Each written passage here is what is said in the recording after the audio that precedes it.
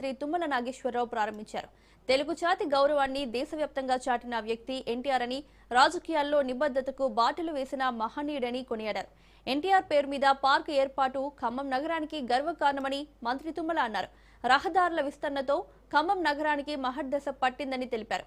40 ఏళ్ల క్రితం మయూరి సెంటర్లో నడుములోతు నీళ్లు చూశానని, హైదరాబాద్ తర్వాత అభివృద్ధి చెందిన నగరంగా ఖమ్మం ప్రసిద్ధి చెందిందని మంత్రి తుమ్మల నాగేశ్వరరావు అన్నారు.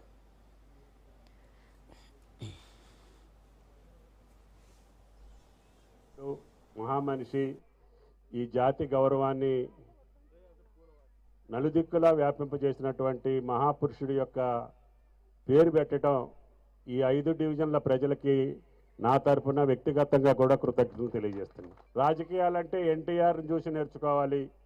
ఆ నిబద్ధతని, నిజాయితీని, పట్టుదలని, ఇచ్చినటువంటి మాటని నిలుపుకోగలిగినటువంటి ఏకైక నాయకుడు పూజ్యులు ఎన్టీ రామారావు గారు.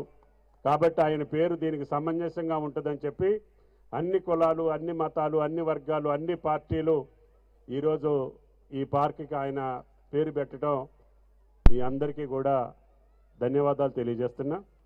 పేదవాళ్ళకి ఎక్కడైనా రోడ్డు వైడనింగ్లో కానీ, డ్రైన్ వైడనింగ్లో కానీ ఈ అభివృద్ధి కార్యక్రమాల్లో ఇబ్బంది వస్తే వాళ్ళకి సంపూర్ణంగా న్యాయం చేయమని చెప్పి అధికారులకు చెప్పడం జరిగింది.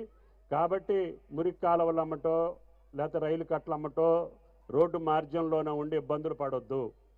మీకు ఇంటి స్థలం కావాలన్నా, ఇల్లు కావాలన్నా, పేదలు ఎవరైతే కష్టాల్లో ఉండి గతి లేక కూలి కోసమో, నాలి కోసమో, బతుకుదెరువు కోసమో ఖమ్మంలో నివసించే ప్రతి ఒక్కళ్ళకి కూడా గృహవస్థ కల్పించడానికి ఈ ప్రభుత్వం సిద్ధంగా ఉంది. కాబట్టి దయచేసి రోడ్లన్నీ కూడా ఇంకా వైడెన్ చేసుకోండి. ప్రజలందరూ జనగామ జిల్లా